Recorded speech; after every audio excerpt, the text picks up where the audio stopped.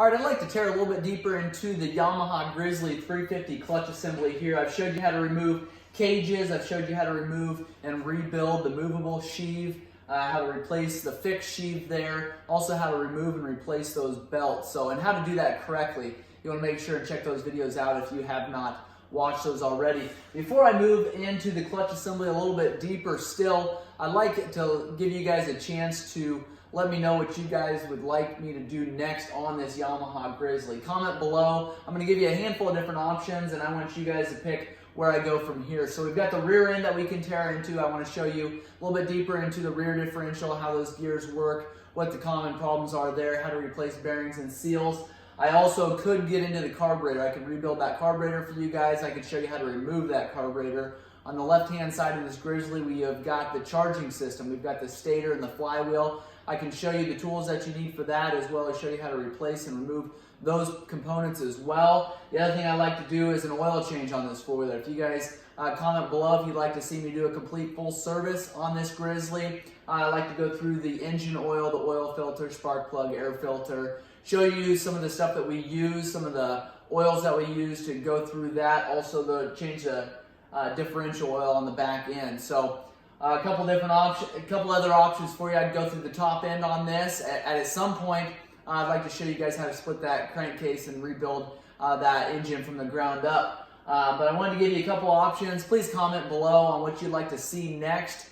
I've got this four-wheeler in here for some time. We've got a rear end issue on this four-wheeler, so we're going to be going through that regardless. I just wanted to give you guys a chance to share with me where you'd like me to go from here. So that being said, I want to tear into this clutch assembly a little bit farther. We've got this inner panel here that's going to come off, and then we're going to tear farther into your clutch housing. This would be on the right-hand side of your Yamaha Grizzly 350. Again, while you're down there commenting, make sure you give us a thumbs up. If this video has been helpful, please share it with your friends and family. Make sure you hit that subscribe button and that notification bell so that when we come out with the rest of our Grizzly videos, you are notified when those are posted. So thank you guys for watching.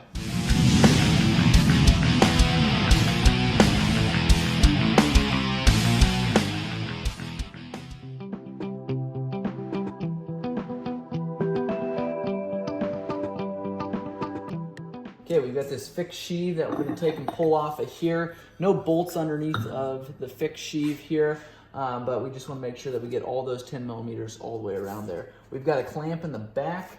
I'm going to grab that, but for now I'm going to take and pull all these bolts out of here so that they don't drop them, so we don't lose them. So setting those aside, we may even have to grab a magnet to grab some of these bolts that are back there a little bit farther. I think they're all off, all loose, yeah. All right, we've loosened that clamp up in the back. Now what we can do, you actually take and pull that off of there. And there's two different clamps you could pull off, one on either side there. And a lot of times what you're gonna have to do is push down on this brake pedal to get ready to pull that out. Now, before we get too far, I wanna show you this gasket here around the outside. This is something that you wanna make sure gets put back on there. Otherwise, you're gonna start getting debris down into your clutch assembly there. So make sure that that's good. Make sure there's no rips or tears. It'll fit right in that groove just like that there, all the way around there. Obviously, these are model specific. So tearing a little bit farther into our clutch pack here, we've got 8 millimeter bolts all the way around here. The back is just, this is coming right off of the transmission. This shaft you cannot pull out. This seal you can replace at this point. What I would do to remove those, some people may argue with me, you can leave those in the comments below. Very, very kindly, you can say something. But drill through this, you can pull that out, and you can slide the new seal on.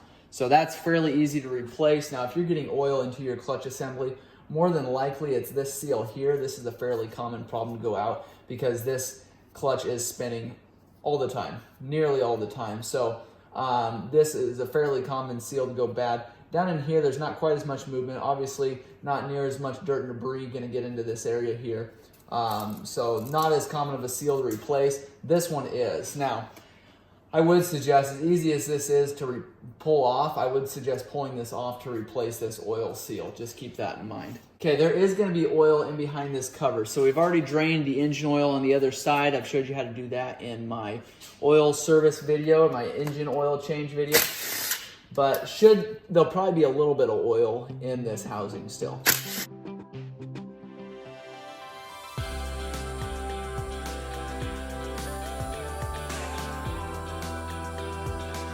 All right, before we get too far, I'm gonna pull these bolts out of here, and then what I'm gonna do is actually take some rags and put it underneath of there, so that if there is any oil, we don't make a big old mess. All right, now you can take a rubber mallet, tap around the outside here. Make sure, like if your mallet is as bad as mine, and I do have new ones, I just have not gone over and gotten them because there is a little bit of plastic still on these.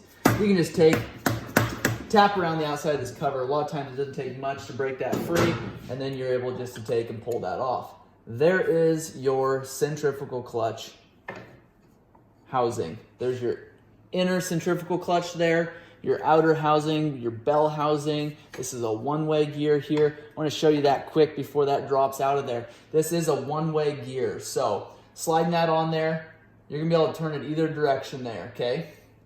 And sometimes these have an outside or inside. It'll say actually outside or inside. This one has a green dot. That green dot should be facing you. If it says outside on this bearing, you should be reading outside when that bearing is slipped on there. So now if we were to take and put this back on there, this is only gonna spin one direction, okay? So it's gonna spin this way, so watch carefully so you know that you got yours on the right place. It's gonna spin this way, counterclockwise. It's not gonna spin this way, clockwise, unless you're turning your entire motor over, which you've gotta have stronger hands than me to probably do it. Cancel that. I can turn it over, but you're turning that whole motor over. It's fairly difficult. This way, it's super easy to spin over. If yours goes the other way, stop what you're doing and redo that bearing because that's not in there the right direction, okay? Slide this out, and I've got a separate video on how to pull this centrifugal clutch housing out of this case here. Watch that video. It's important you do that right. That bearing there, super easy to replace. You got a snap ring in there. Pull that needle bearing out. Bada boom, bada bing. That's easy. Okay, this bearing here, a little more challenging to get to, but watch that other video. I'll show you some tricks on how to get this centrifugal clutch and the shaft out of here, separate from that case, so that you can replace that seal in there and that bearing. Okay, this bearing here, obviously pretty easy to replace this one. Just make sure that you've got it going the right direction, going back together. We'll set those parts together. We've got a large nut here. I'll get you the size of that. Then we're just gonna be able to take and slide that off. We have got our 27mm socket here. It's an impact socket. Very, very crucial you use something hardy on this nut here because you do not want to strip or round this off. Use a 1/2-inch impact driver. That way we can get the job done the first time. I prefer the DeWalt brand. Comment below if that is your tool of choice or what you guys prefer. Milwaukee's getting to be a pretty big name. Makita as well. Let me know what you guys' thoughts are on those tools. Do have a snap-on impact. I like it. I just don't have as many batteries for that one. So let me know what you guys like. On this centrifugal clutch, it is going to be a regular threaded nut. Okay, sometimes they'll have these reverse threaded. You'll actually loosen them up clockwise. Okay, that is not the case on here. Loosen this one counterclockwise, just like you would any other nut, okay? The thing to note is, on this side here, it's dinged up, and it's gonna be hard for me to turn this at this point, but I want you guys to see.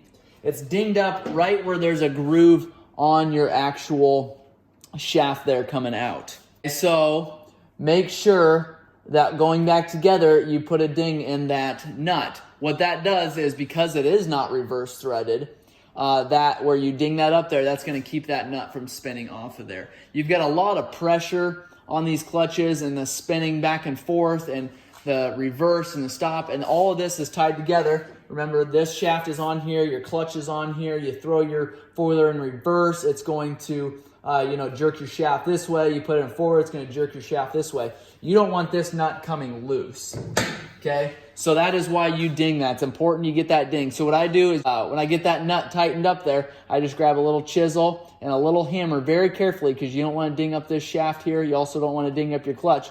So I just set it right on that flattened area of that shaft and ding up that nut there. Now, some people will tell you you've got to replace that nut every time because you do ding it up.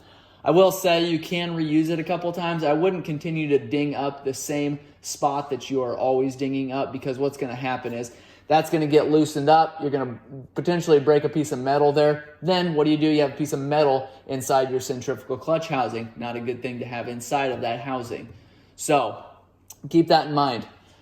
Removing this then, regular threads.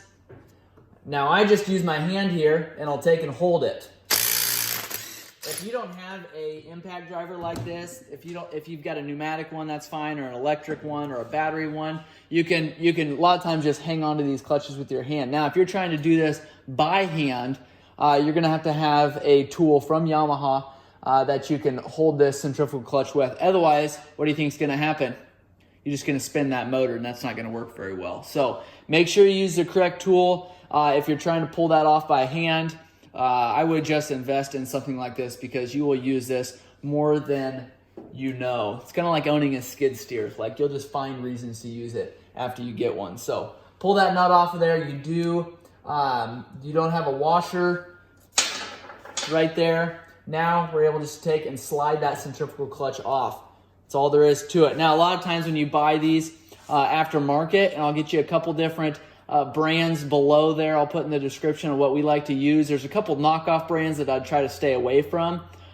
Thing is, you've got a lot of tension on here, a lot of drag. You want to make sure you've got a good high quality centrifugal clutch on your four-wheeler. Otherwise, when you're pulling a trailer, dragging your beach, pushing snow, you're going to have some serious slipping on here.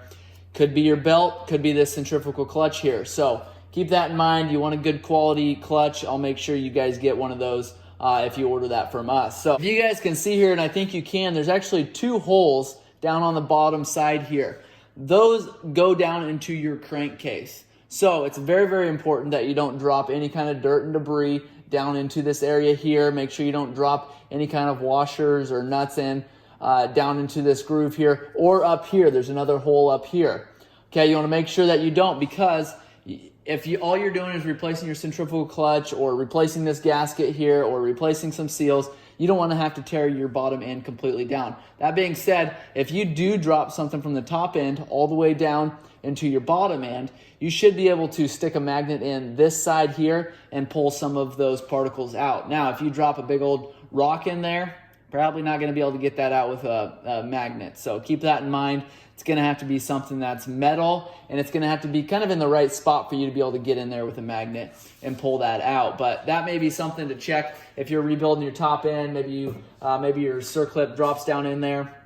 You might try getting it out that way before you just go ahead and split that crankcase. Which, when you do that, check our videos out. We'll have a video on splitting that crankcase here at some point. But this seal here, we're going to actually have to wait and get a new seal in. That seal ripped when we were pulling that apart.